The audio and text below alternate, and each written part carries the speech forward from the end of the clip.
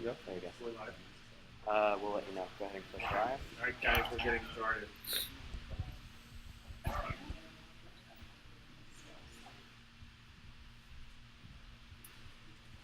It's just a bit of a delay.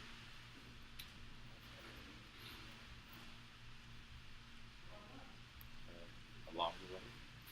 You click live. Not yet. Oh. There's... No, it's just click it. It'll catch up. Because this freezes once you start. So Okay. Go back to your studio and then. All right, Dr. Merlin, we are live. All right, guys, so welcome. So here we are again, New Jersey EMS Fellowship, and we are live. We are on the road this week. Last week, I'm told we had 1,200 live viewers, and we had 7,000 viewers altogether, which was great. So I'm supposed to tell you to like this right on Facebook so we can get the word out that we're doing this, but most of you who already liked us should have just got a notification to tune in. So we are on the road this week at Gloucester County EMS. We are happy to go on the road to your location too. We have not been to any residency this past week, so we've been hanging out in New Jersey. And I just wanted to take 5 minutes, which we usually do when we're on the road, to just talk about where in the heck we are right now. Let's go to Andy Lovell. Andy is the boss here. So Andy will talk about where Gloucester County is and his system. Turn it on to.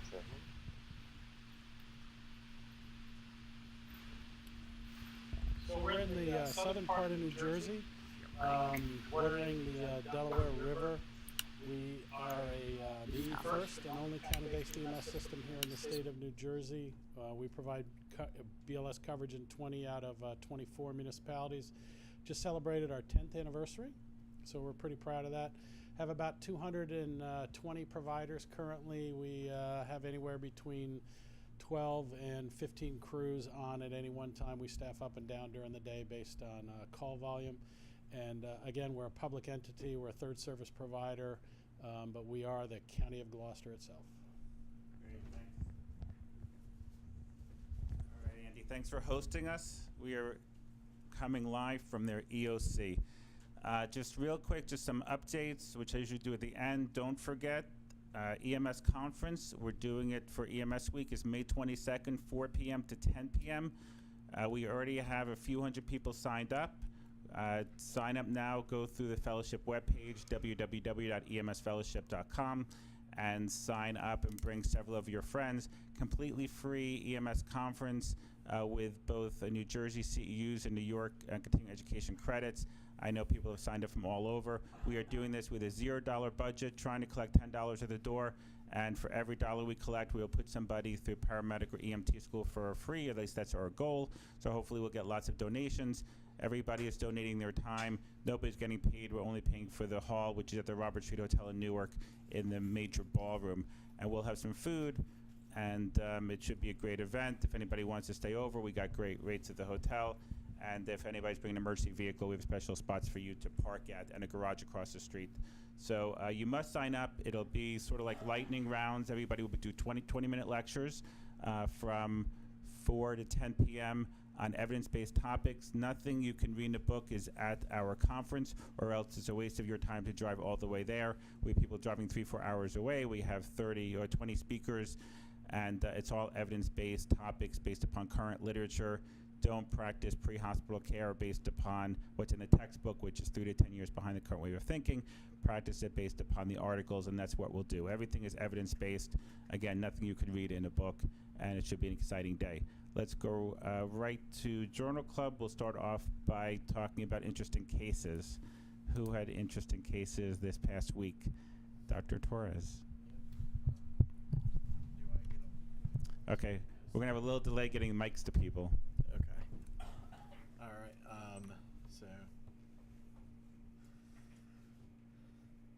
Hi everyone. I'm Alex Torres. I'm one of the EMS fellows. I had a somewhat pre-hospital case nonetheless. I was actually working in the ED, but it was a case that was brought to me. It was a older male. I want to say late 50s. Only past medical history is hypertension and hyperlipidemia. Had been feeling perfectly fine. Just takes 2 medicines.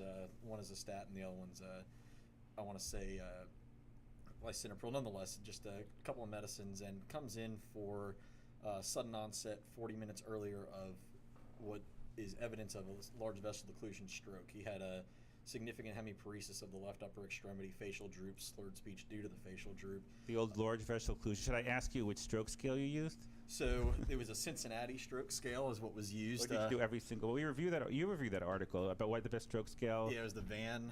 Right. So when they compared all of them, the VAN was actually the best stroke scale pre-hospitally to use. Yeah, and then the LA Motor scale was right up there. But But we're still going to just drive to the hospital because everybody needs a CAT scan and CT angiogram of their head. exactly. Right? So this was brought immediately to the closest facility. It was Cincinnati positive, so brought to the closest facility, notified as a stroke alert.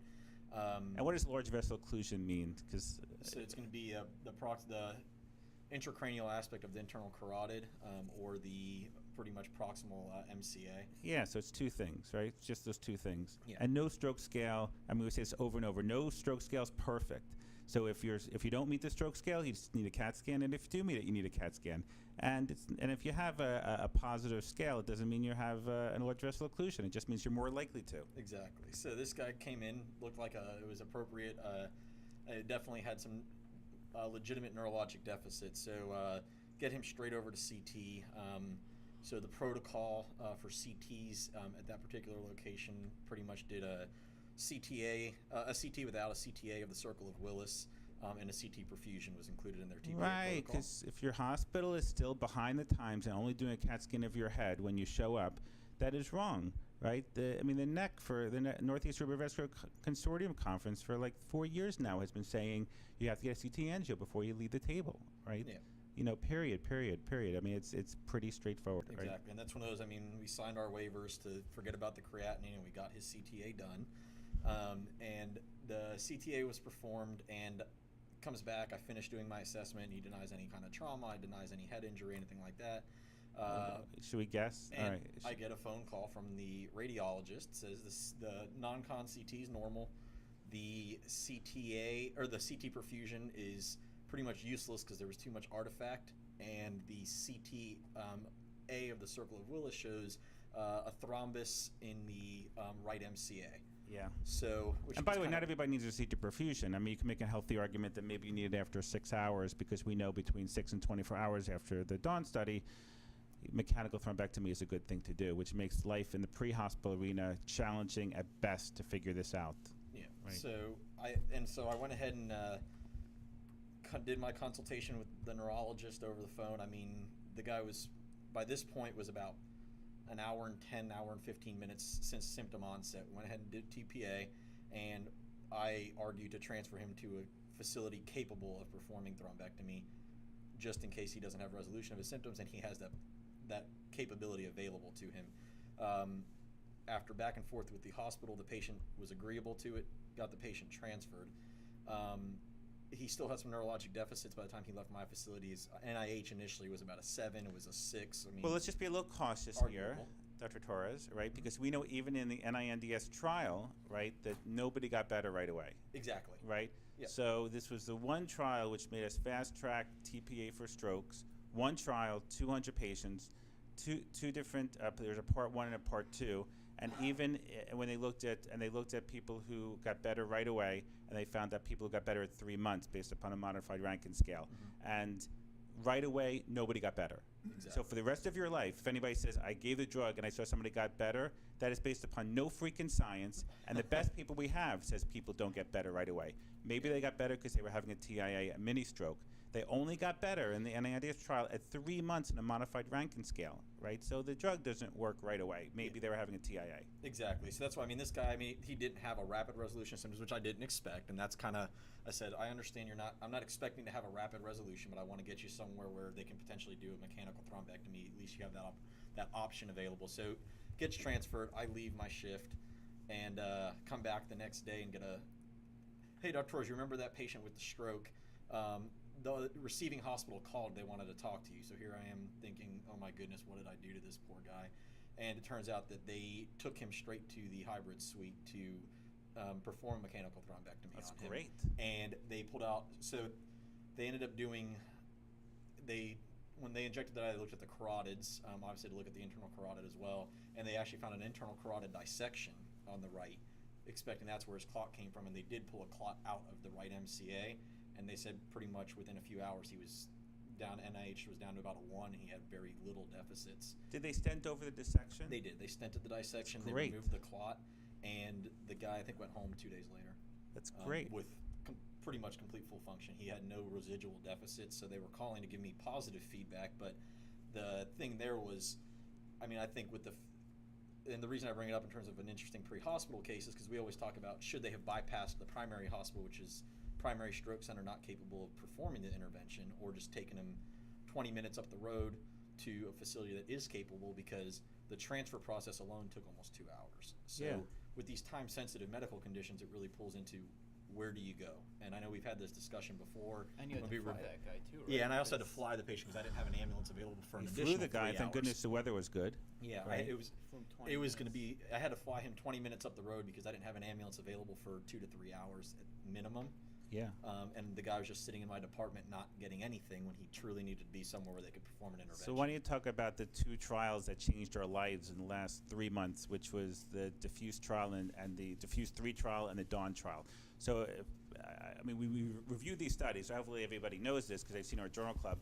But in the last 3 months, 4 months, everything about stroke care has absolutely changed. Yep. Right? So you want to talk about at least the Dawn trial? Yeah, so I'll kind of, and if you come to the EMS conference on May 22nd, you'll hear more because I'll be discussing it there as well. But a quick recap, essentially, there was, in New England Journal, there were publications talking about extending the treatment window, because essentially it was TPA if you're within you're within the 3, maybe 4.5 hours, and then extending the mechanical thrombectomy window to 6 hours. But outside of 6 hours, no one was really doing anything for stroke patients. So wake-up strokes, last known well more than 6 hours, we weren't doing anything, kind of just, hey, you have to deal with the residual effects. So the Dawn study came out, and essentially what they were doing was using pretty much diffusion-weighted imaging and perfusion, essentially, to see the size of the core infarct. And patients that had any kind of large vessel occlusion, which was defined as internal carotid or proximal MCA, those patients can actually have a mechanical thrombectomy performed outside of that window, so between 6 and 24 hours. So it extends the treatment window to 24 hours with these patients. And pretty much what they showed was that these patients have significantly improved outcomes. They ended up ending the trial early because they had such positive outcomes. Yeah, very impressive. So and, now it's wake-up strokes up to 24 hours Yeah. for mechanical thrombectomy. Now it gets even more confusing about what to do in the back of an ambulance. And we talk Exactly. about this over and over because you have a large vessel occlusion, you should get primary TPA. Your hospital is 5 minutes away, and a comprehensive is now 30 minutes away. To bypass a primary by doing a VANS or pre-hospital Cincinnati score or something, and that's not perfect by any means either. And or do you risk getting outside that initial window for IVTPA and going to a comprehensive center and maybe being wrong about what the CAT scan is going to show, and subsequently there's no indication for mechanical thrombectomy? This is really freaking difficult for a pre-hospital provider to figure out. If you're in a world where everybody around you is a comprehensive center, or you have everybody around you is a primary center and the comprehensive is very, very far away, life is easier.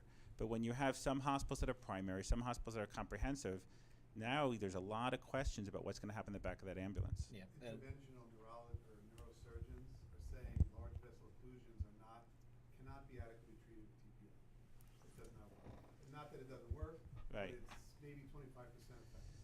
Well, there's a lot of I would argue there's a lot of evidence-based people who say any occlusion can't be treated with IVTPA based upon one study, 10, 15 years ago, which showed some people getting a little bit better at 3 months. So Right. Cooper's neurosurgeons conference last week, they recommend all LVOs go to a comprehensive. And the state Yeah, has you know, set that up, to- but to- they're saying, within 24 hours. I mean, to a hammer, everything's a nail, right? I mean, I get why they would say that. I get why somebody says that who's offering a treatment for patients and who wants more patients in. On the other hand, and that's the skeptical side of me. On the other hand, I don't know that I disagree, right? Because if you have a family member who's getting a mechanical thrombectomy based upon science that is not overwhelming for IVTPA, it's not bad. Try and figure out. Heart attack, we remove the clot. If we can remove the clot with a stroke, I don't see a bad side of it. Yeah, I agree. Now, since we have the Dawn study, the problem is you don't have in the entire world. You don't have an interventional neuroradiologist or a neurosurgeon in every block. What do you do about all of middle America? I don't think you can say that stuff, in Iowa, where. Unless you have a comprehensive close by. Yeah, right. So all of a sudden in Iowa, because there's no comprehensive close by, IVTPA becomes okay for LVOs. But yeah, I mean, I get it. Australia's got better luck with TNK, whereas only we can use ultrasound Yeah. here. Australia says TNK's got a higher efficacy. That was this week's New England Journal of Medicine article, yeah. So I mean, listen. I think I think your geography now comes really into play. So where somebody's located with their stroke really is how you determine your best EMS criteria of when to go to comprehensive centers. And I think now it's really different based upon where you are in the world and where your stroke centers are. Yeah. I mean, I think the case that I had, I mean, I thought what really kind of drew my attention to it was that the pre-hospital providers absolutely took the patient to the nearest facility. The thing is, now I'm stuck with this patient. Thankfully, he was early enough on from symptom onset, but here I am sitting with the patient for potentially 2+ hours on a time-sensitive medical condition. Doing nothing. Had they been diverted past that facility? Yeah, and to be more complicated because do you think an EMS provider knows who has a perfusion study? No. If I quizzed EMS providers in New Jersey, you think they would know what hospitals have perfusion studies? Of course not. I mean, does the EMS provider know what hospital does CT angiograms very matter? I mean, I just spoke at the state stroke conference. There are hospitals that do not do CT angios when somebody's on the table for their CT heads. Yeah. Some of them don't do it because their radiologists refuse to read CT angios after hours. They told me that. They said they send them off to a certain place in the world and they refuse to read them after hours. So that's problematic too. Are they missing some dissections of the carotids? Yeah. I mean, another thing to take away from this case was that I had actually initially ordered all the CTs, but I had added a CT of the carotids. It's just kind of something that I trained, and that's what I did frequently. Our neurologist always wanted the carotids in addition to the head. And the protocol where I was working did not include that, so I actually missed his carotid dissection on my initial evaluation. Would that have changed what I've done? No, but I mean, nonetheless, it would have been nice to have that information to provide. One, he's going to use carotids looked at some point, and two, he's already on the freaking table, right? And that little tiny bit of extra contrast for somebody having stroke, I think is silly. Just go ahead and do it. Yeah, and I think I was going to say, I mean, as medical control physicians answering the console, it is our responsibility to know, or to at least have an idea of where these centers are, what they're capable of doing. And you think so? I mean, I our would EMS say system goes to 43 hospitals. Many of our doctors are not even from the state we're in, New Jersey. They've never even heard of some of these hospitals. I mean, if you're an EMS provider in a certain geographic area, do you think if we give them a quiz, they would know all the services the hospitals have to offer? I would say if I put most doctors who work in emergency departments out of the emergency department and say, does your hospital have this, they wouldn't know. Yeah, and I mean, I think it's at least an area for improvement, because I'm not from New Jersey. I didn't know anything about it, but I do know, at least from working in our coverage area, which facilities have certain capabilities in terms of the higher acuity, especially. Yeah. You have to know where the trauma centers are. You have to know where the high-level specialists are, and hey, how far away are you from, or where's your nearest trauma center? All right, so trauma I would buy, but I don't know. I mean, Andy, you don't think that we can ask the EMTs to know the services of all the hospitals in their catchment area, do you? Especially the fine detail, like does the hospital do a CT angio and CT perfusion for a stroke? I mean, since the dawn, this would be like a big deal. Maybe they know if the hospital has a peds ER, right? That's okay. But We more. actually had to publish for our guys a matrix of hospital and service, so you could take a look at it from the field. And every time we put that thing out, it was out of date the moment we put it out. Yeah. There does need to be, from our perspective, some reference that we can go back to and say, I have a patient who needs dialysis, where can they go? Yeah. those decisions, because again, I agree wholeheartedly with you. If I take you to someplace as a patient, Can we hear? take you someplace that now has to transfer you someplace else, you know, it's typically 3 hours before we can get that patient moved to where they need to be. So I haven't really, the patient hasn't benefited from my care. Yeah, I mean, it's challenging. I mean, life is easy if you're in a geographic area where there's one hospital. And if you're in a place where there's 10 hospitals, it gets really challenging, and everybody's switching services and using different things. But yeah, Dawn Dawn is a study that everybody should know about, because that changed what we do pre-hospital in the emergency department. So now when we call a receiving hospital, we'll tell them like when the symptoms started, but they can do whatever they want to. If they have mechanical thrombectomy, if they don't, you know, we don't say, I think it's wrong for us to call things strokes. We'll tell them, we'll say you have a stroke coming in, but what they're doing for that stroke is based upon what that hospital's capable of doing. Yeah. Right? That's why when I transferred this patient, I called and kind of just verbalized my findings, and my reason for transfer was at least to be at a center capable of performing this intervention should they deem it necessary. Right.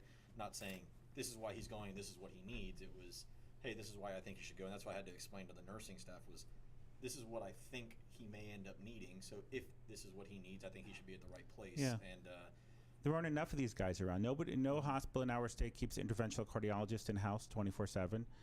And interventional neurologists or neurosurgeons go home at night, right? And then you need whole teams to open up hospital, labs to do this. I mean, it's challenging to do this service 24/7, Yeah. right? Yes, Jay. We're gonna. You want to move this to him? No, please don't show me. Well, nobody can hear you either, so the whole thing goes black. You got several issues to go here.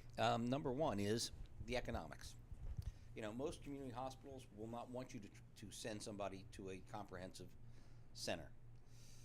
The other issue being they need the pre-hospital provider should know where these patients should end up. It should be part of the training. Do you have a commentary on that, or? Me? Yes. I think that can you hear me?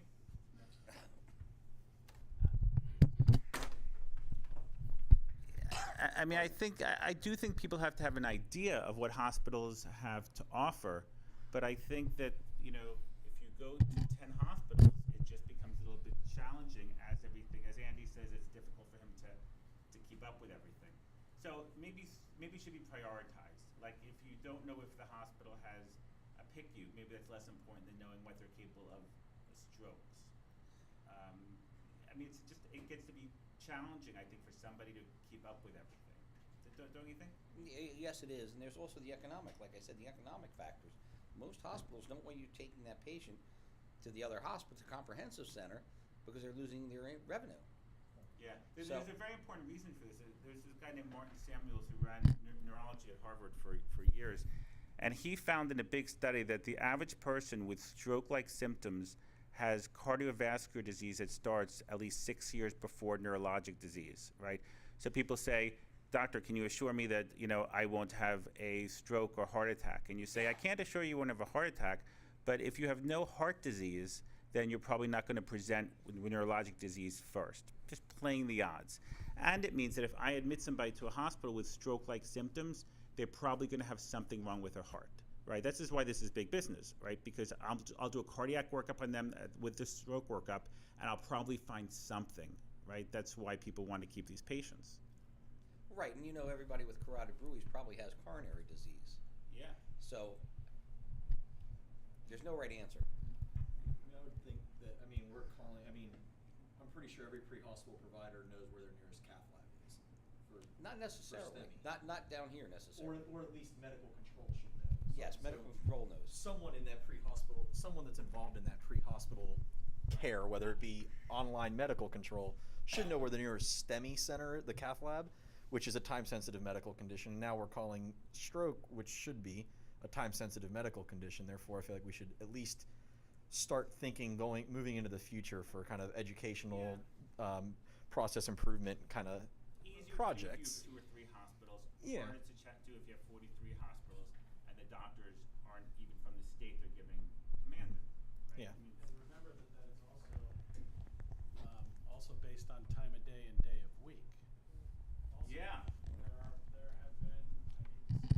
mentioned that before. And I have been en route to a cath lab only to be called back and said, after I sent an EKG off, only to be told, oops, don't go there. We close at 5. Yeah. And then again, who's going to pay to have, if you want invasive neurologists or neurosurgeons there, who's going to pay to keep the guy? I'm not going. I'm not going to sit there waiting for something. It's not a firehouse.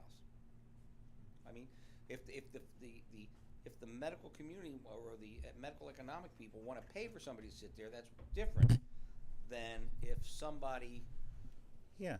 I mean, And you want an EMT or paramedic in the back of an ambulance to be able to figure all this out. I agree with you, based They upon can't. time of day, based upon the Dawn study, based upon is this large vessel occlusion.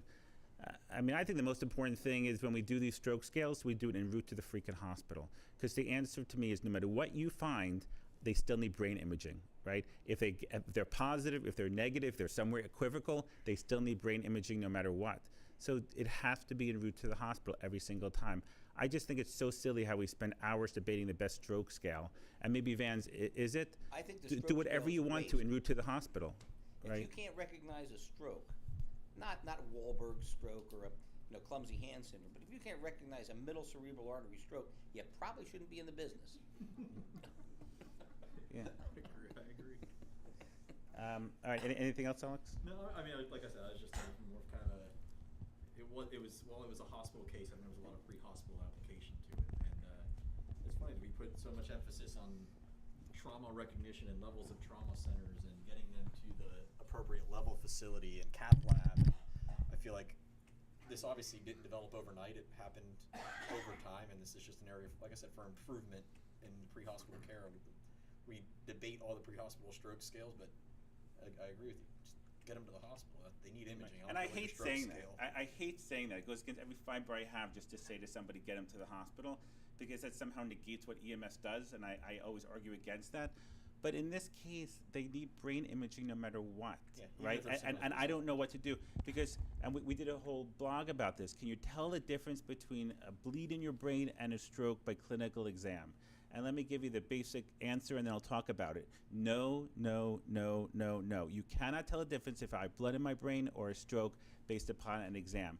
The studies that were done show there's a little bit of a trend more toward a bleeding in your brain if you're altered, and a little bit of a trend more toward bleeding in your brain if your diastolic blood pressure was elevated. And that was it. And it was only a trend. So it doesn't really, I got to figure out if there's blood or not. And the only way to do this is imaging. So when they come in with stroke-like symptoms, I don't give an aspirin or I don't give a Plavix. I image them, right? And, I think everybody should be brought right to the CAT scan. If somebody wants to eyeball a patient for 2 seconds or less to say their airway's okay, sure. And if they're over 6 hours, you have to do CT perfusion. Ron, what do you think? And I don't know. I think we're doing good stuff. I think. Right. Any other interesting cases? Interesting pre-hospital cases? No. I'll be real quick. I had my 40-some-odd-year-old woman who came with left lower quadrant pain, which was severe, terrible, and what was her diagnosis? I was like talking. Torsion. No, ovarian torsion. No, but that's a good answer. Diverticulitis. That's what they wrote. No, because then I wouldn't be presenting it. TOA. TOA. Yeah. No, but that's good. 2 ovarian abscess. Left lower quadrant pain, severe, terrible. Constipation. No, but that's the most likely diagnosis. Yeah. Triple A. AAA. She had abdominal aortic aneurysm that ruptured, and she was 40-some-odd years old. So they did a good job, and they did a quick ultrasound. The problem is, what's the problem with doing an ultrasound for AAA? And if it ruptures, you may not see anything. Yeah. Retroperitoneal. It's a retroperitoneal structure, so you do a quick abdominal ultrasound, you may not see anything, and they may just have flank pain. She had left lower quadrant pain. So whenever you have somebody with flank pain, you always think of a ruptured AAA, right? And your ultrasound may be perfectly normal because, again, it's retroperitoneal. It ruptures, you won't see anything in the abdomen. They saw a big abdominal aortic aneurysm, and then she got hypotensive. So they just brought her to the OR, and she survived. So What prompted them to do the ultrasound? Severe abdominal pain. They say, from what they wrote in their, from what was written in the note, she just screaming. They couldn't control her pain. But I mean, it's pretty reasonable. If somebody has bad abdominal pain, just take a look anyway, right? Yeah, I mean, we see a ton of people with abdominal pain, obviously, and Right. 90% of them are not getting ultrasounds in Right. the ER. And she had bedside, right? So Right. yeah, Most of them are getting CT, like delayed CT after oral contrast and stuff right. like that. But you may not do this. I guess Somebody's if she looks bad, hypotensive, that's- right? That's what I say. I guess If the blood pressure was low and she didn't look good, you probably wouldn't let them I go to mean, it's all- radiology. I wouldn't, yeah, I mean, abdominal pain and hypotension is, I mean, either really bad sepsis or ruptured AAA. Right. I mean, sepsis from a tubo-ovarian abscess, Right. or torsion is less common, right? Or an ectopic. I mean, it could be ectopic. Or a too. rupture ectopic, sure. That should be. So she made it out of the OR, and just what problems do these people have that she has after she made it out of the OR? She went to kidney failure, right? yeah, say multi-system. So her creatinine now is going to 4, and that's where it's staying. But her renal scan showed almost no perfusion to either kidney. So, but she still has a need of dialysis, so that's good. And her potassiums remain normal. But she survived out of the OR, and she'll be sent home soon. So, anything else interesting in the pre-hospital or in the ER? No. Okay, we'll go right to the articles. We'll do the high-flow nasal cannula first. Who's doing this? So another freaking article on high-flow nasal cannula. How many do we need? So everybody has to be doing this 24 hours a day, 7 days a week, everywhere in the world. This one, I say this one wanted to call into question some The stuff. 1110 article, I think, was in 2010. So I tell people, if you're not doing this, you're only 8 years behind the times now. 8.5 years. 8.5 years. Because I think it was December 2010. Right, no DSAT, he called it. Yep, exactly, no DSAT. So our article is up. So I say for those watching on Facebook, it should be up on the screen. I believe Navin's working on that. So this was an article published in CHEST, which is the American College of Chest Physicians publication. So this was published, like I said, in 2017. So still new, and what they went ahead and did was looked at pretty much high-flow nasal cannula reducing the rate of endotracheal intubation. That was their primary outcome measure. They were comparing it to the use of non-invasive positive pressure, so BiPAP, CPAP, or conventional oxygen therapy. So we'll kind of go through some of the reasons on why this was looked at. So one of the big background things that they pointed out was acute respiratory failure. It's the cause for about 30% of ICU admissions, carries a mortality rate up to 50%, and 60% of patients with acute respiratory failure end up requiring endotracheal intubation. So, and then once you add on, once patients get endotracheally intubated and require mechanical ventilation, their mortality still is sitting right around 31%. So, the more we do to these patients, the more we do to these patients can potentially lead to persistent mortality. So what tools do we have available to improve care and reduce the rate of intubating these patients at all? So the things we're looking at are the high flow nasal cannula, non-invasive positive pressure, and then conventional oxygen therapy. So they talk about non-invasive positive pressure ventilation having some hazards when using it. So you have skin damage, eye irritation, aspiration risk, intolerance, and unable to tolerate diet, things like that. High flow nasal cannula can provide very high flow rates, up to 60 liters per minute. It's much better tolerated and still does give you a little bit of PEEP for that expiratory pressure as well.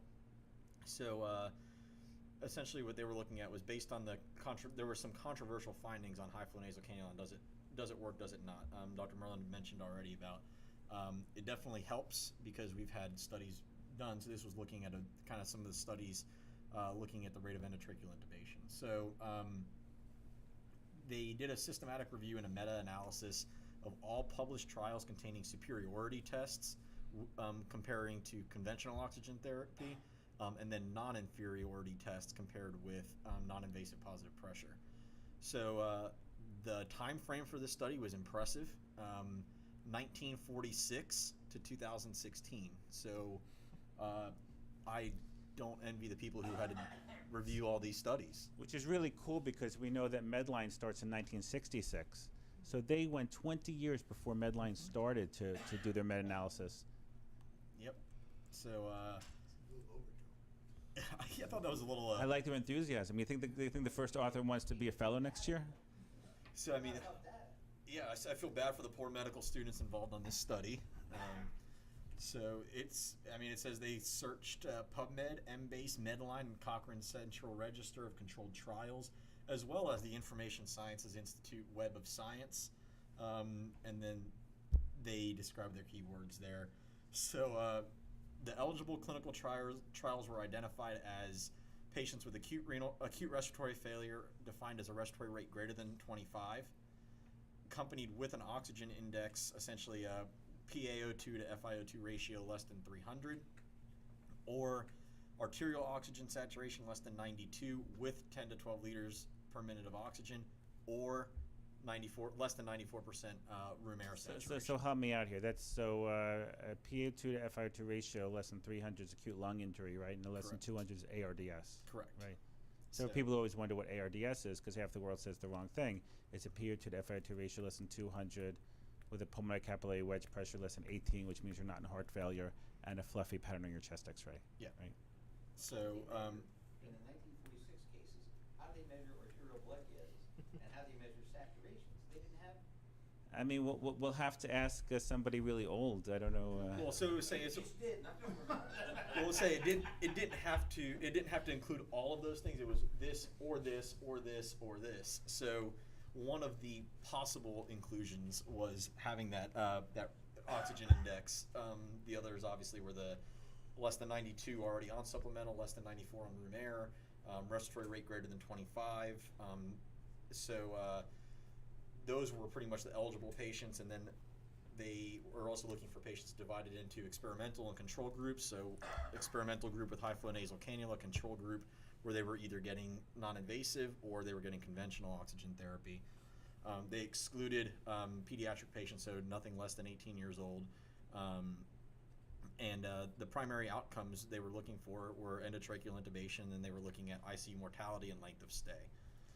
And I would argue that this is probably, although there's dozens of studies on high flow nasal cannula, to me this was the best meta-analysis done so far. Yeah, I agree. This was, and I thought it was neat. I think having so many things, they had a relatively broad inclusion criteria.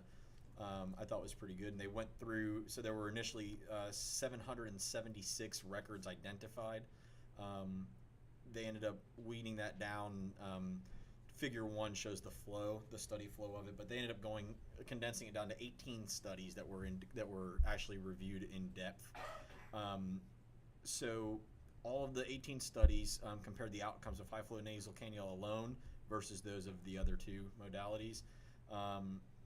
And endotracheal intubation rate was recorded in all of the studies. Some of the studies were missing ICU mortality, some were missing ICU length of stay, but they all encompassed endotracheal intubation rates.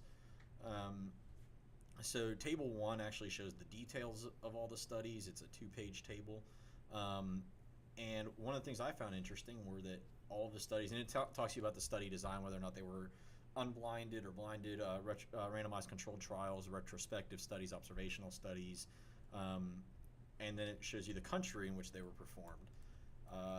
What I found interesting is that not a single one was in the U.S. So they were, I mean, a lot of French, Spain, a lot of European studies. Of course, 'cause all their different freaking IRB rules makes it so much easier to do research. Exactly. So that's why Right. I just find it interesting. It's This is why Japan has such good literature, why Australia has such good literature, why Turkey has such good literature. Their IRB rules and regulations are so much different. exactly Japan, Thailand. We review so Korea. much good literature out of Japan all the time, right? So it's one of those where I bring that up just to point that out, is that it's great to have these. I mean, I think it would be nice to have some more studies in the population in which we deal frequently. So like I said, and then it also shows kind of what the outcomes were that they were looking at in terms of mortality, rate of endotracheal intubation, length of ICU stay. They all looked at rate of intubation with the exception of, I think, one in Japan. Table 2 gives the baseline characteristics of all these patients and shows their simplified acute physiology score and the Apache score, which pretty much helps with it's kind of like a predictor of ICU mortality, Yeah, essentially. so it's really, it's a quick way to figure out How like, sick is your patient. yeah, where somebody should be admitted to. Yeah. So just a quick rundown on those scores. The higher your score, the worse off you typically are. So with all these papers, there were a total of 3,881 patients from all of these. 1,893 ended up getting high flow nasal cannula, 934 non-invasive, and 1,054 with conventional oxygen therapy. And I will let AJ, I think he's on the line, our statistician, talk about the heterogeneity. We touched on it before, but that was a big kind of limitation of this meta-analysis, was the statistical heterogeneity in the rate of endotracheal intubation between high flow nasal cannula and non-invasive. However, that heterogeneity wasn't there between high flow nasal cannula and conventional oxygen therapy. So I'll let him talk about it a little bit more as well. But when we look at the rate of endotracheal intubation, there were significant differences between rate of intubation between high flow nasal cannula and conventional oxygen therapy. But it wasn't really there with non-invasive positive pressure. Mortality, there was no significant difference. Length of stay, not significant. And one thing that when they went back and looked at some of the other analysis was that the rate of reintubation, so patients who had been intubated, they had been extubated successfully, and then after extubation were placed on high flow nasal cannula, had a significantly lower rate of reintubation when compared to conventional oxygen therapy, but not a significant difference between high flow and non-invasive. So essentially what it all came down to was that in the meta-analysis, they found that high flow nasal cannula decreased the need for endotracheal intubation in adult patients with acute respiratory failure, similar to non-invasive positive pressure. It did not improve ICU mortality or decrease the length of stay in the ICU. That's okay. But that's okay because we weren't looking to prove that. Essentially what they were looking for was make sure it was a non-inferiority. Still a great endpoint to look at, and bravo to doing it. But yeah, and I mean, and it shows it's non-inferior to non-invasive positive pressure, but yet, so if you have something that's non-inferior yet better tolerated, I don't see a downside to using it. And then, what about the heterogeneity for the amount of liters per minute they used? The heterogeneity Did they all use a different amount of flow rate for? I didn't see that. What was the flow rate? I didn't see that. Let me see. And how do you get anything past flush? Say that again. How do you do How what? do you get anything past flush? You've got an oxygen. When you turn up the flush, how do you get higher than that? You don't unless you have a rig system, but that's only on like a regular tank. Mm-hmm. If you're in the hospital, you can put up to 60, right? But Not where I go. yeah, so like I have in 15 liters a minute, and then I turn it up to flush. Like if you're using a bag valve. no, so there are little machines you can buy, right? That we keep like in ERs. Like I just came from Cohen Children. They put people all day long on 30 to 40 liters per minute in their PDR for bronchiolitis. Yeah. And so we've been putting babies in the NICU up to 60 liters per minute for 20 years, Yeah, it's right? 2 liters per kilogram. So it's a little machine you can buy, and it's portable. You keep it next to it, like at Cohen's, they have it next to every kid. Somebody from Cohen's, Matt, if you're on the line, let us know. So that next to everybody's bed, they have like a little machine, and you can do 30, 40 liters for kids during bronchiolitis season. You have less rates of intubation. Not that bronchiolitis gets intubated a lot anyway, but it's you have better outcomes when you do it.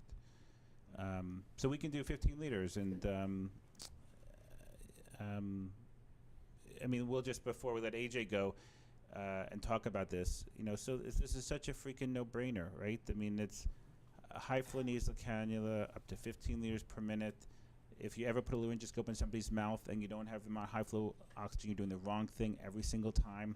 If you ever somebody on CPAP and you don't have a nasal cannula underneath the CPAP with high flow nasal cannula, you're doing the wrong thing every time. So when you whip off the CPAP because they get worse, you already have them on oxygen. You don't have to fumble around. You need an extra tank, right, for the high flow nasal cannula, but that's totally okay. So people say all the time, well, if I do that, I have to get an extra tank. So the answer is, get an extra tank.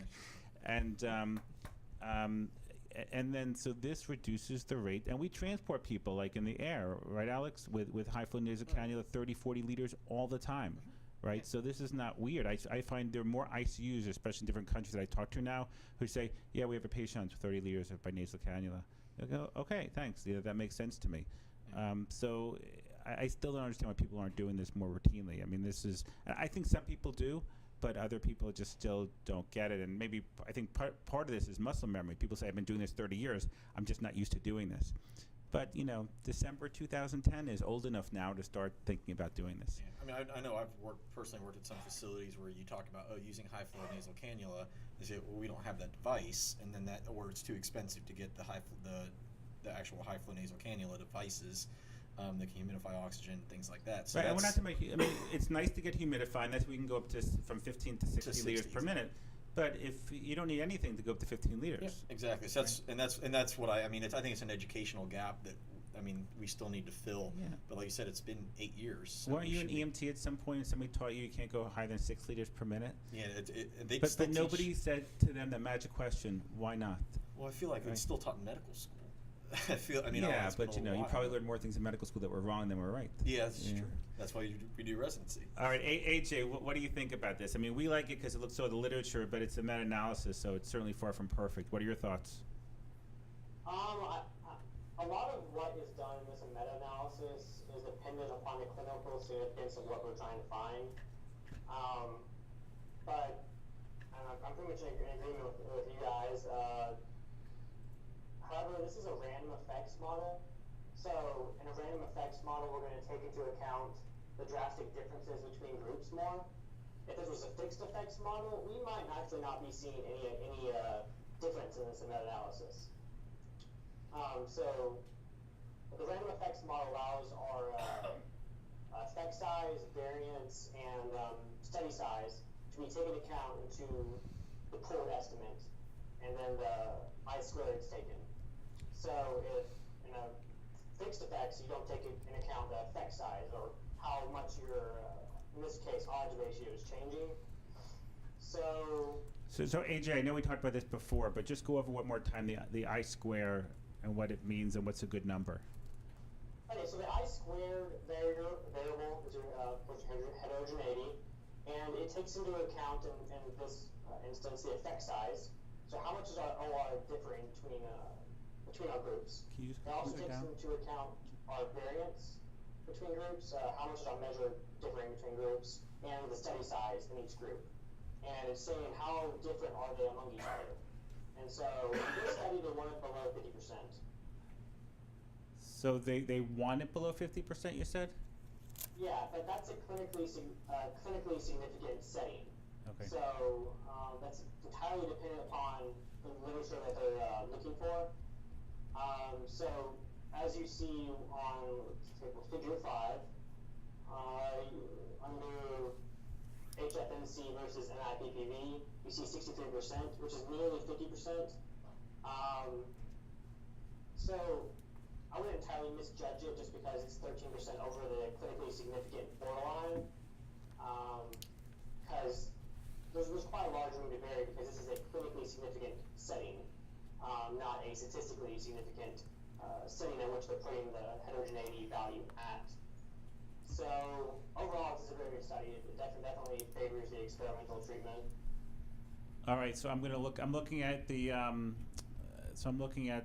figure 5, and I'm trying to remember your rule for telling me if my confidence interval is too wide. So it says 0.41 to 0.86. I would say that's a pretty narrow confidence interval, right? Because what was your thing that you taught me that the space should be twice the overall amount? Generally speaking, yes. Keep in mind that that is with such a clinically significant or clinically detailed study as this one, it could probably increase or decrease depending on what you're trying to see, and because we're in non-inferiority.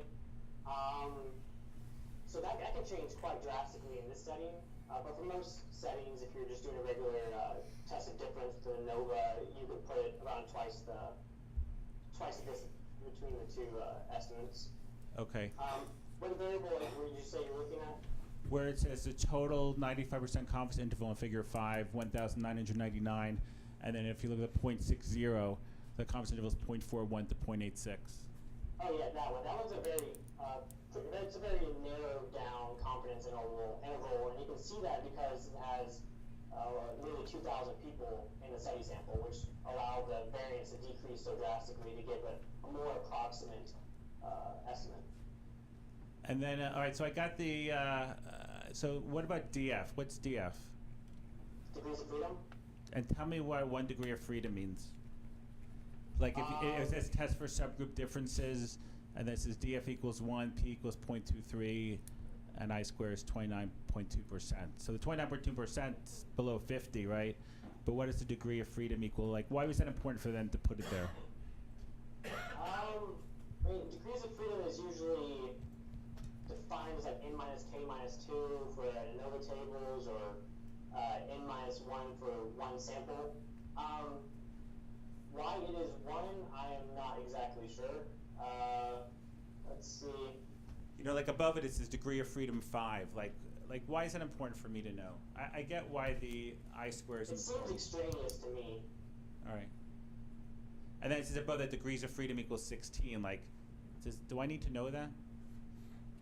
I don't think it has any interpretation on the clinically significant observation, no. It's mainly just for the statistician. Because as you can see, if you scroll up, I'm pretty sure they had an independent statistician do this. So he just outlined as much information as he could. And then it says test for overall effect in figure 5, Z equals 2.76. What's Z? Z-score? Hold on. We gotta go and scroll back down. Like figure 5, page 772, where it says total test for overall effect, Z equals 2.76. Okay, so a Z-score is going to approximate on the normal distribution, and a Z-score of 2.76 gives a very high probability that it is significantly different among the effects. So is there a cutoff that's appropriate for a Z-score to? Yeah, the p-value would be 0.05. So this is significant because it's less than 0.05. Okay. What, you guys have any other questions?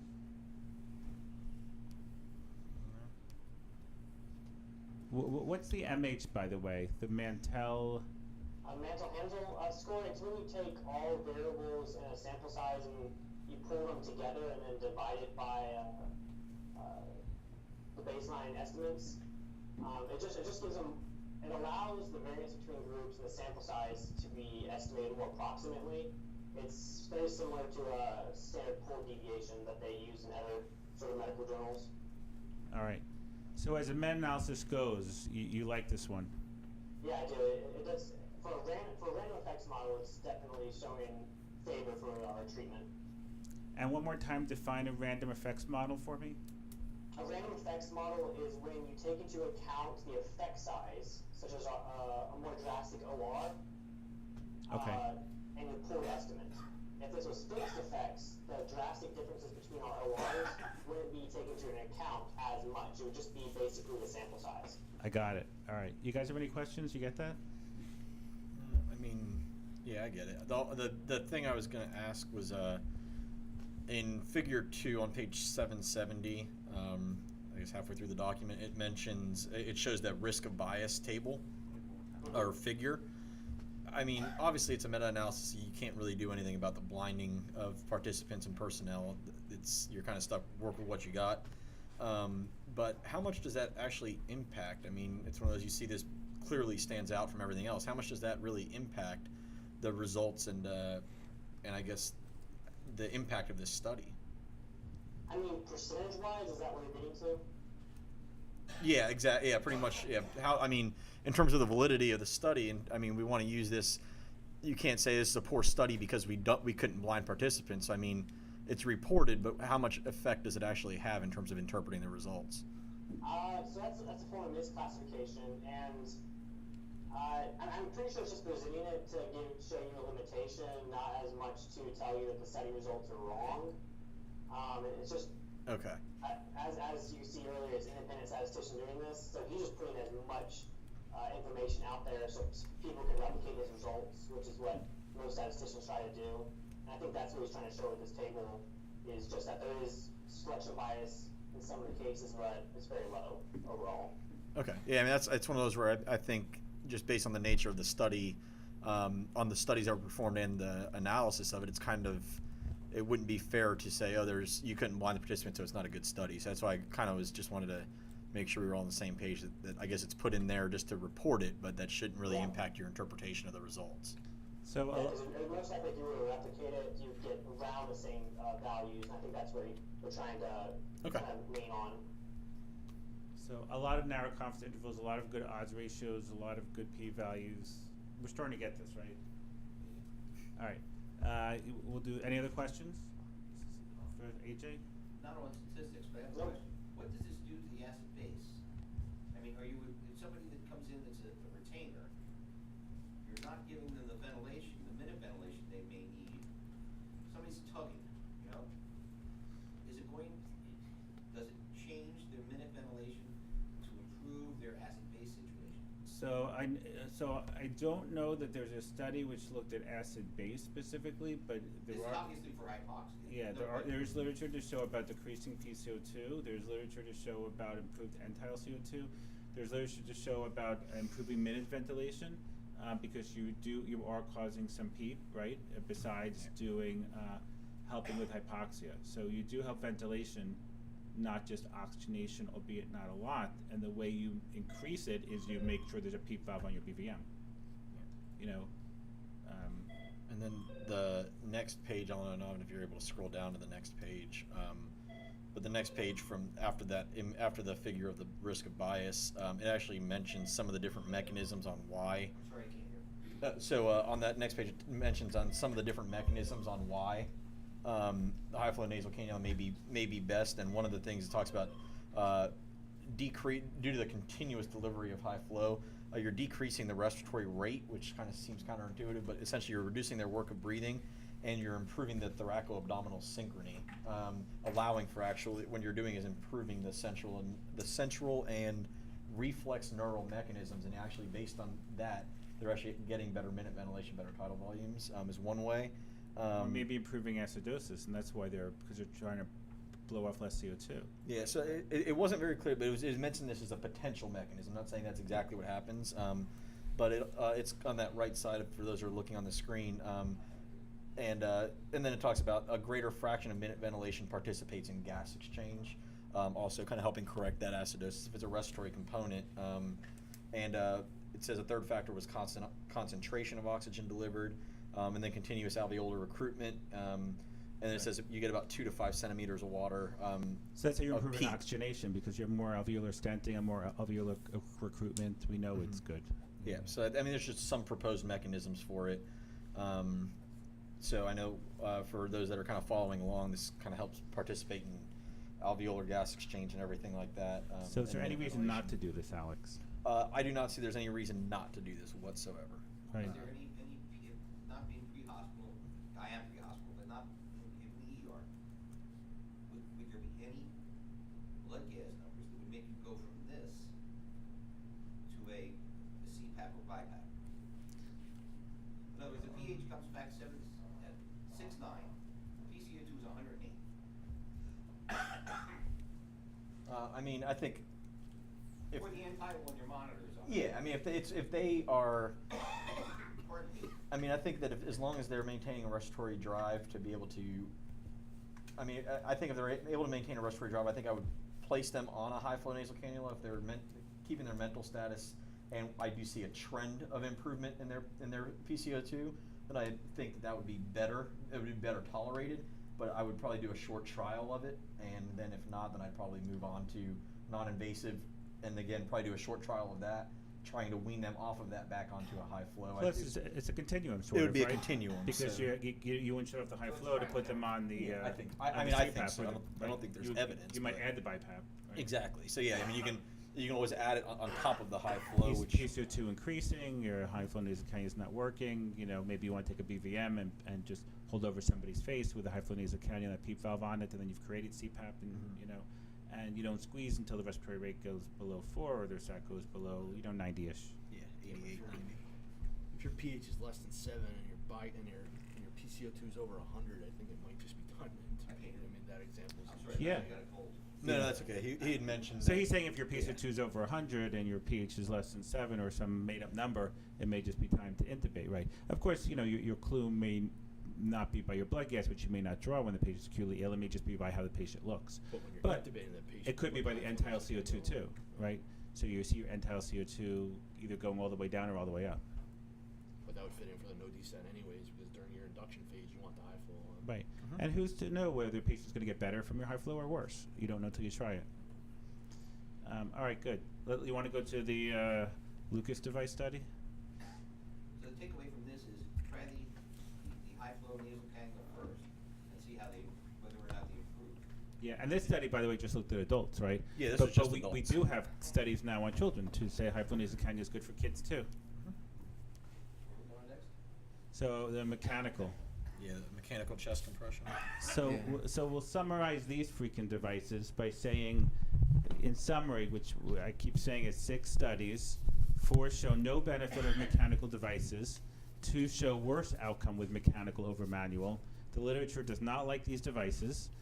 We as EMS providers like these devices because we all know that we don't do good CPR in back moving ambulances, and we know that you have to move somebody eventually if they're in cardiac arrest. And the reason the literature doesn't like it, in my belief, is because the average time it takes to put these devices on is 36 seconds by a big study. And we know that for every 5 seconds you interrupt compression, survival goes down by 17%. So by putting these devices on, if it takes you 36 seconds, you're killing the patient. So this is why some systems advocate putting it on, when you're ready to transport somebody in cardiac arrest, but not before. Putting a half on in the beginning and half on at the end. Maybe that's right. Never been studied, but that sounds pretty reasonable to me. But so we're going to keep looking at these devices. Again, I like them. The literature doesn't like them. So who's doing this one? I am. Okay. So this one basically looked at the safety of Lucas and Autopulse devices comparing to just regular CPR. It was a non-inferiority trial. Basically what they wanted to do was see if there are different types of injury patterns or different types of injuries that people will get by having these different devices placed on them, and if they're safe to use.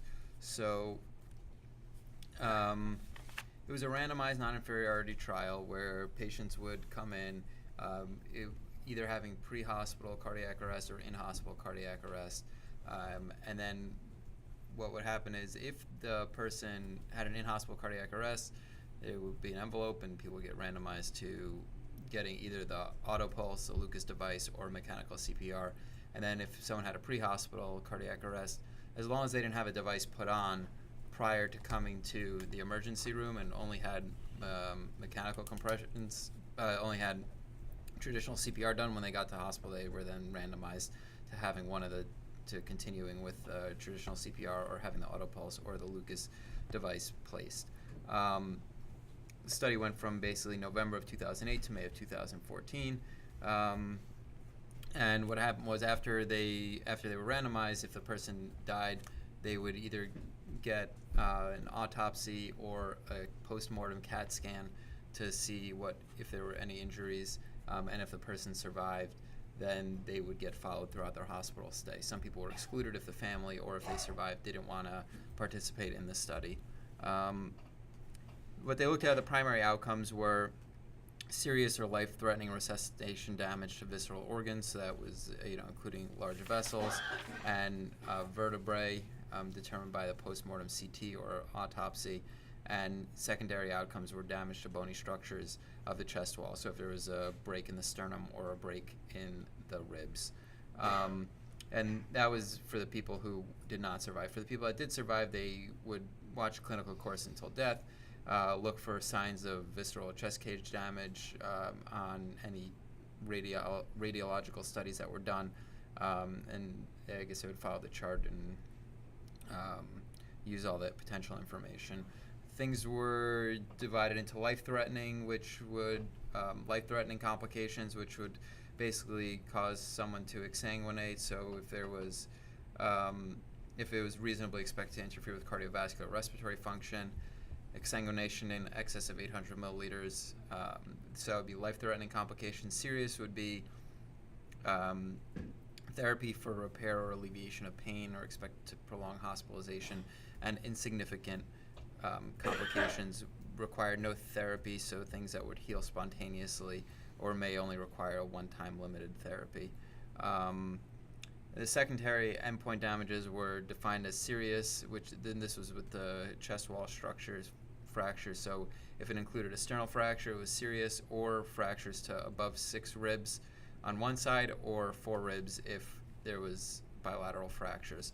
Otherwise, the rib fractures were found to be insignificant if it didn't meet those numbers. So basically what they found was after the randomization and exclusion, there were 103 people in the autopulse, 108 in the Lucas treated, and 126 on the controls. And they found that there were serious or life-threatening visceral resuscitation-related damages in 11.6, so that was 12 of the autopulse patients, and 7.4% of the Lucas patients, so that was 8 patients, and 6.4%, or 8 patients, in the control. In the secondary outcome, there were 45% in the autopulse patients, so that's 47 patients, 39.8% in the Lucas patients, which would be 43 patients there, and 41.3%, or 52 patients, in the control group. So they found that there was death in 3 patients that was directly related to the resuscitation, and 2 of those patients were with the Lucas. They had liver rupture with massive bleeding, and 1 with the autopulse who had a tension pneumothorax with an air embolism. So they found that with that the Lucas device was found to be non-inferior in terms of the damage, but they were not able to say that that was the case with the autopulse compared to manual compression. So, like we had talked about, the question is there really any benefit to using these devices? And the literature doesn't really support it at this time.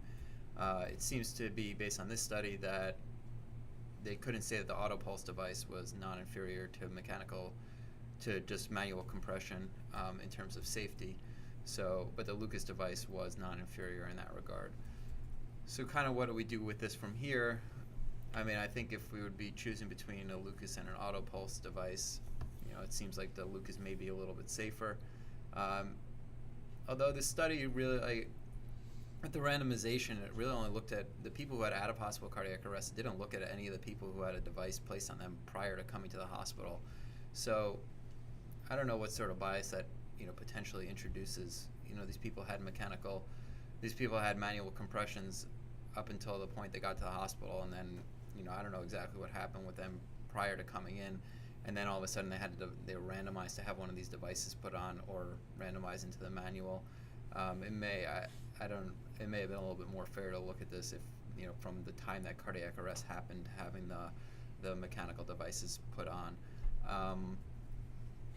Again, I mean, I think it's hard to say 100% with these things what to use, and when we're in the back of the ambulance, like we've talked about, and it's very difficult to do good compressions. It was also something that they said it took like 5 minutes to put on these devices, which I thought was quite strange. Why it took so long to put on these devices with people who are trained in these devices and are responding to the in-hospital cardiac arrest. So it seems like the Lucas is, based on this study at least, is probably safer than the autopulse and non-inferior to manual. Also, I mean, this study was sponsored by Physio-Control and Zoll, both the people that produce these devices. So, does that introduce some sort of conflict of interest or bias into it as well?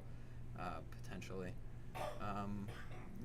Again, I don't think that, looking at this literature, it's not going to cause me to go and buy one per se to carry around in my car with me. If I have one and I'm by myself, I'm obviously going to use it because I can't do compressions and run a whole resuscitation. I think if I have enough people that are able to do manual CPR effectively and enough people that are able to kind of rotate through in the hospital, I may not use one of these devices. In the pre-hospital setting where our resources are limited, I still may use it, but again, it's, the cost benefit, and if our agencies have enough money to purchase these devices, they cost a lot of money, and, if we're not really showing much benefit, it may be hard to justify in some systems. So that's good. So, AJ, you asked two questions. One, can you just go over a non-inferiority trial? And two, did this paper tell you whether Lucas or Autopulse was a better device? I mean, I'm kind of in agreement with Josh on how it's just kind of vague a little bit, because Autopulse does, its confidence interval does pass the 10% difference, which is why they're saying Autopulse might not be as effective as Lucas. In reference to, let's see, non-inferiority, so a non-inferiority trial is when you're trying to test a one-sided difference. You can see this on, let's see, what page is this? 3008 on the bottom right, which is statistical analysis. It says the primary analysis tested whether mechanical chest compressions by either Autopulse or Lucas devices would not result in more life-threatening or serious visceral damage, yada yada. So the keyword "more" is stating non-inferiority, which states one-sided, which is why they end up using the 0.05 one-sided test. Anyways, what I do like about the study is that they did a power estimate at 80%, so they did have enough power to achieve, to discern an effect, which kind of more goes along the lines of maybe Autopulse might not be the best buy. So I spent a bunch of my research life asking the statisticians to come up with power calculations for me. Can you just go over that a little bit and the importance of it, and or power and determining sample size? So power calculations, sample size calculations. Can you just go over that? Yeah, so power calculation is how much power do you have to even detect an effect. So, for instance, let's say we have an odds ratio of 1.5, so we're wanting to detect 1.5, and then we want to detect an odds ratio of 2. It's going to take a lot more power to detect an odds ratio of 1.5 than 2. So with non-inferiority, or let's say equivalence testing, when it's two-sided, you're going to need a lot of people in your study to have enough power to even do equivalence testing.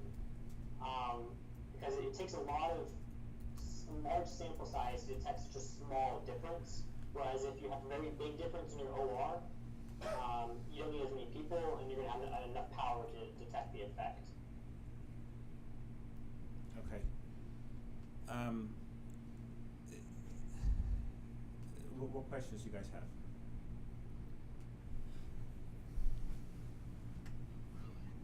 So Josh, you really believe Lucas is better, huh?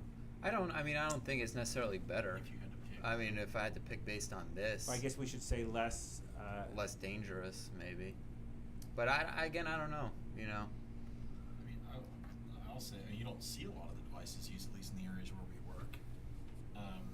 Yeah. So I'm not sure. I mean, we may not see a lot of the potential complications that accompany Right. these devices, so which is a good thing. Right. I It's mean, kind of funny when I bring it up that these devices aren't supporting the science. People look at me like I'm crazy. Because they sound like they should work. Right. It sounds like they should work because people talk about things. Well, I put somebody on the device and they were talking to me while I was doing CPR, and you just go, if only that translated into better outcomes, that would be great. But none of the studies do, and most people who do meta-analysis conclude by saying we can't recommend the devices at this time. Again, I can see that they like them, right? Because we can't do good CPR back moving ambulances, etc. But I wish there was some benefit in the literature found. Jay? Yeah, I like the devices too. I mean, I've used them. Andy has them. We've used them quite a bit. And I do like the devices. The thing that bugs me is I haven't seen any, and you probably know more studies than I do because I'm all involved with other stuff. But is there something that shows that the device increased coronary perfusion pressure? That would be a good measure. Yeah. We did talk about it in one of these.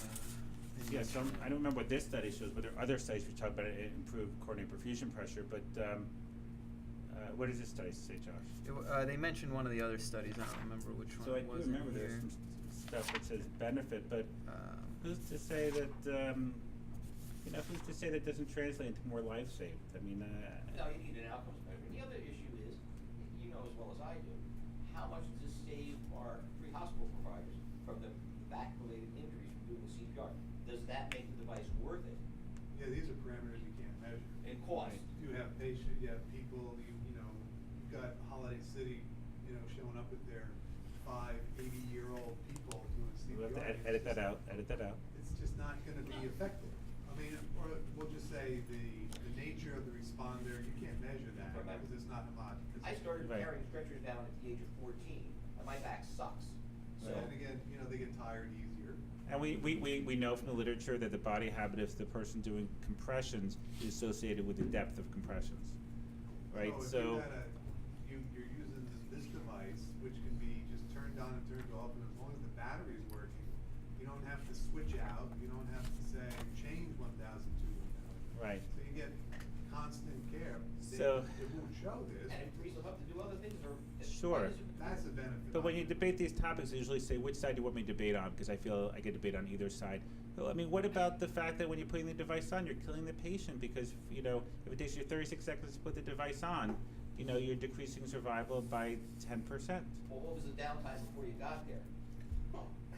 Well, I don't know, but it's all going to be, it's all going to be variable, right? And so I'm. This may benefit, pardon me, Jesus, may benefit the, Once we're finished. patient, what's that? My first broke a rib last night. All right, we got 7,000 people watching us. Let's keep going. So, yeah, I mean, what is the benefit? The benefit seems to be that it does provide adequate CPR. It does not harm them any more than regular CPR, and it may relieve some of our pre-hospital providers from the. Well, it may harm them a little bit more than CPR. I mean, all these odds ratios cross zero, I guess, right? And it may be harming them because you're interrupting compressions while putting it on, and so that's associated with worse outcome. So just by doing that, you have worse, and that's probably why they're not showing a benefit, because every time we're putting the device on for 36 seconds, then that's harming patients. And even worse in this study, Josh said it was 5 minutes.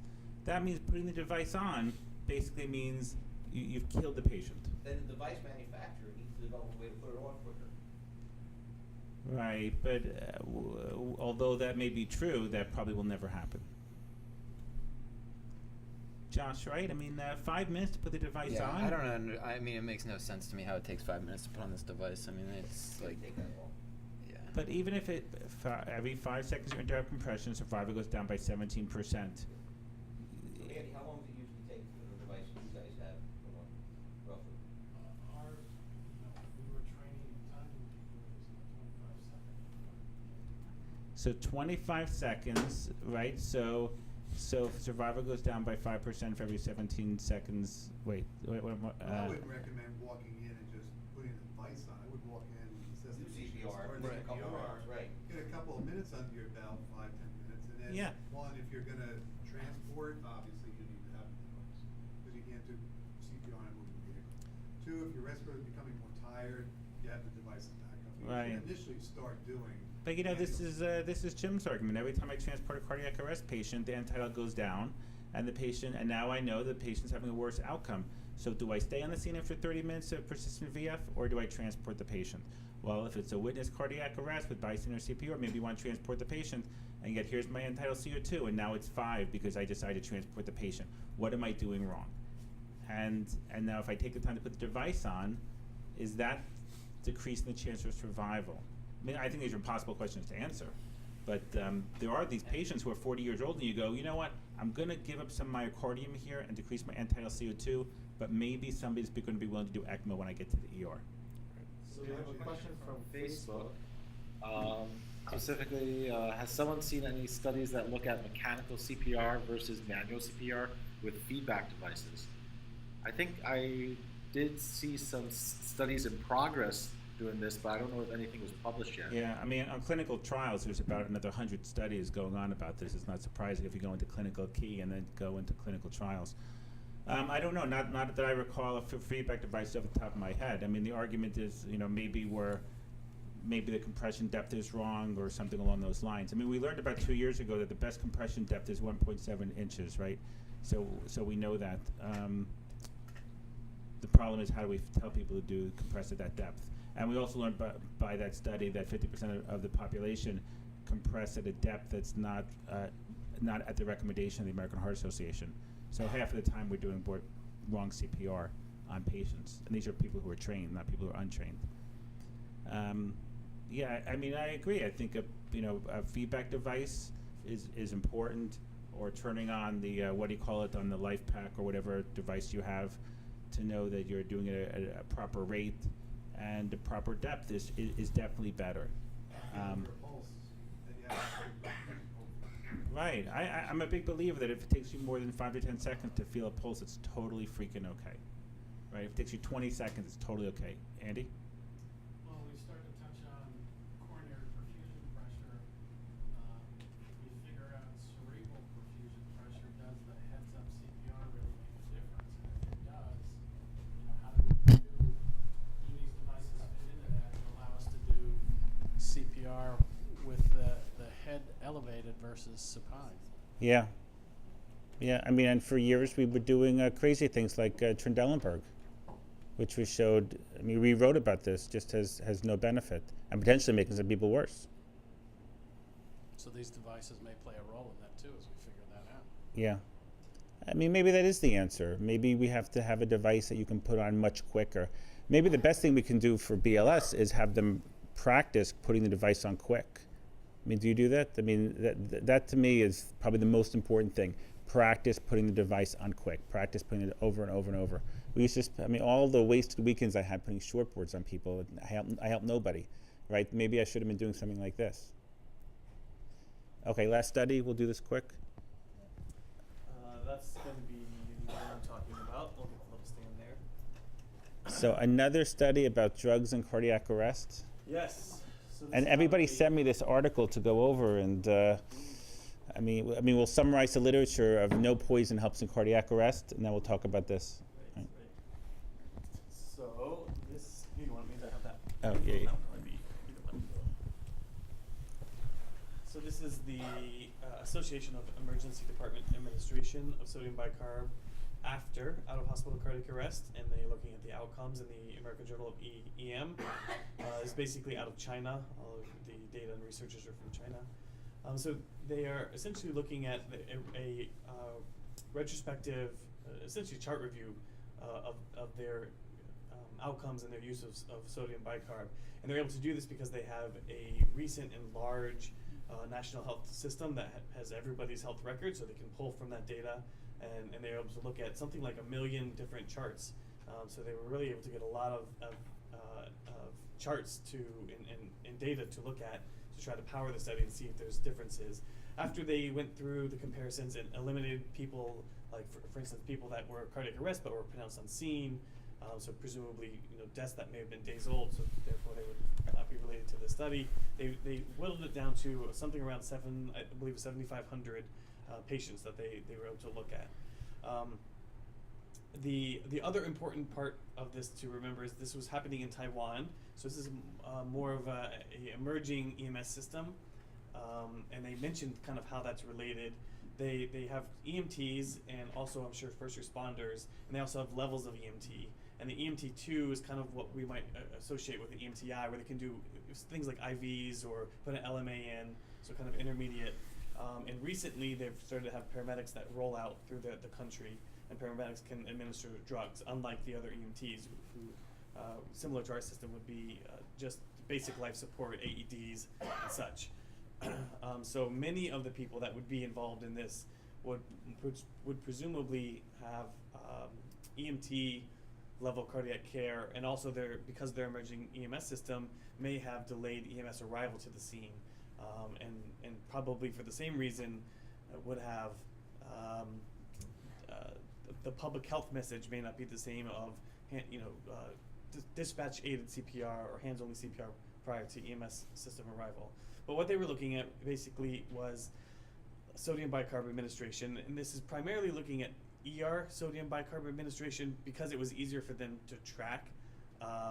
And so they were looking at people that got it in the ER and people that didn't get it in the ER, although they did include a little subsect of people that were getting it with paramedics, but it was such a small number that to kind of power the study and to have enough to look at, they really kind of opened it up to getting it in the ER.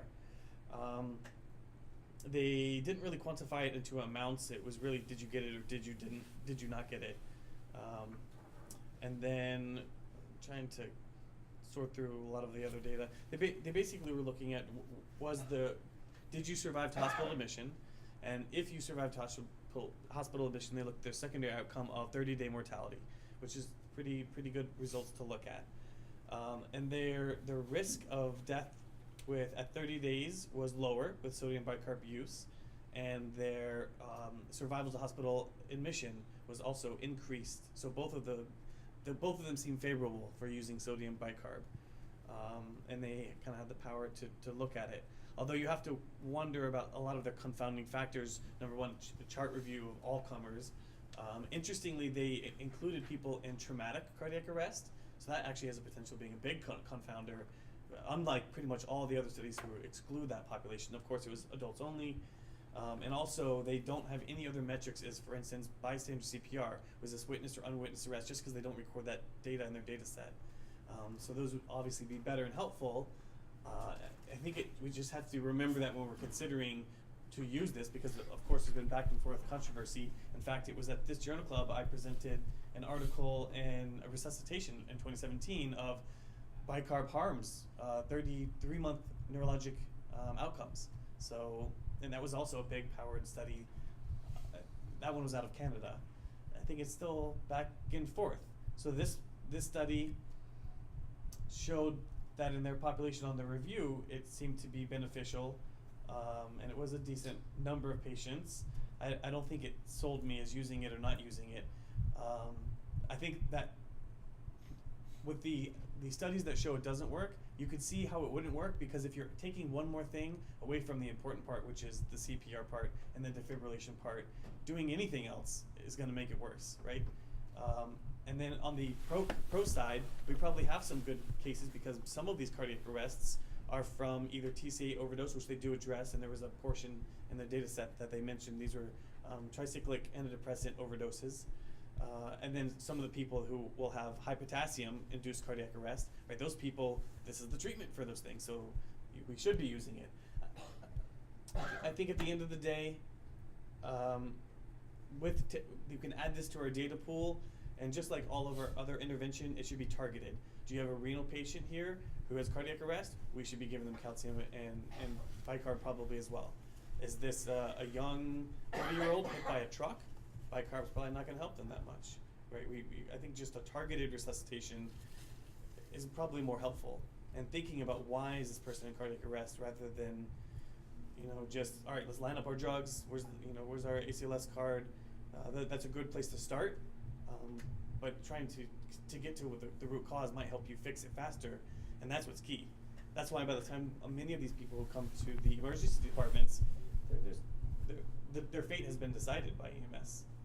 And that's why it's such an important issue, and cardiac arrest is definitely EMS field, so that's why it's such an important topic to study. I think targeted therapy for sodium bicarb, otherwise we're still back and forth like we have been for years and years. Yeah, I mean, I agree. Any other thoughts? I mean, another poison, for me, if you're hypotensive and in septic shock, maybe, based upon the blood gas results or something, we'll give you bicarb potentially. Mm-hmm. In cardiac arrest, I mean, where's the science? We have a whole bunch of old ACLS which says how these people get worse, acidosis in their CSF, and the CO2 forms carbonic acid, so they actually get more acidotic by giving bicarb. And but I also know that if you have persistent hypotension and you've significant acidosis, pressors don't work with acidosis. So sometimes I'm willing to give you some extra bicarb if your pressors aren't working. If I keep adding them in, they're not doing anything. It's something crosses my mind. But Yeah, maybe it's just something else doesn't work. It doesn't work well in hyperkalemia either, especially if you're not acidotic. And there are 2 terrible studies which talked about giving bicarb in hyperkalemia. And I mean, my paramedics textbook said if somebody's in, trauma in a car accident, to consider giving bicarb. And what crush injuries. What they were trying to say, without saying it, was for crush injury, I guess 2 things can happen. One, you can go into renal failure, and but that's sort of silliness, right? Because if I clamp your renal arteries, you're not going to go into renal failure for 12 hours, right? And 2, people just from direct injury to the muscle can get hyperkalemic. But now you're giving bicarb, which works terribly for rhabdo, right? And we know that people in rhabdo, what works is fluids, and bicarb there's no great support. And I think in August, our paper on crush injury is going to be published in JEMS. You're on that paper, right? Were you on the paper? Yeah, right, Yeah. yep. So it doesn't really help that much in crush injuries anyway. So just another thing to think about that probably won't make a difference. Any other thoughts? It's easy to get away from the basics, but really, good CPR and quick defibrillation is what was going to save the most people. And adding a lot of this other extra junk, it helps in certain people, but you can't forget the most important parts. If you don't do good CPR and you draw up all these life-saving medications, you've already missed the boat. And if you want to pick an antiarrhythmic, it's probably lidocaine, especially in children. That's what we learned, right? Anybody else? AJ, any thoughts about this? It's about confounding in this, especially with the unmeasured confounders in the study, because with the measured confounders in the study, there's no confounding. I mean, if you take the 10% health statistics rule, is there a 10% difference between my treatment and control group? And that's not happening in this study, especially with table 2. So the estimate they found is very accurate to the population. But of course, if you do put those unmeasured confounders in the study, do you have the same effect? No one can tell unless you run the analysis. So AJ, let me ask you a question. Whenever somebody presents a research idea, we always do a sample size calculation so we know how many patients we need to collect. And I've been told different things in my life about the value of doing a sample size in retrospective data. People have told me that I can't do it statistically, but I don't understand why not. So if I'm doing a retrospective trial, can I do a sample size calculation? Yes. Okay. I mean, it makes sense to me. Like, how would I know how far back to go without knowing how many patients to include? Yeah, I mean, you need to have a certain amount so you can even test your clinical effect. I'm not sure why they stated you couldn't do a power size estimation with retrospective design. Okay, perfect.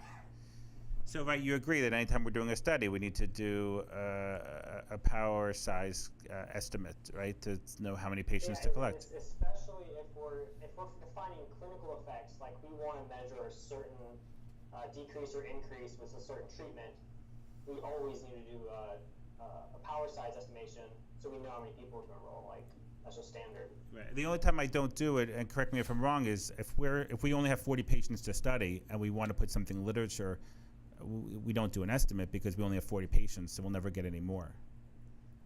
Yeah, true, because it can kind of skew the reader to not favor the outcome just because the power is not going to be there, but the effect might be there anyway.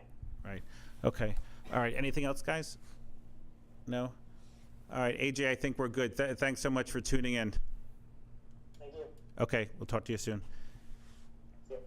All right. So one more time really quick. May 22nd, 4 p.m. to 10 p.m. Sign up on our fellowship webpage, www.emsfellowship.com. You must come. This is mandatory.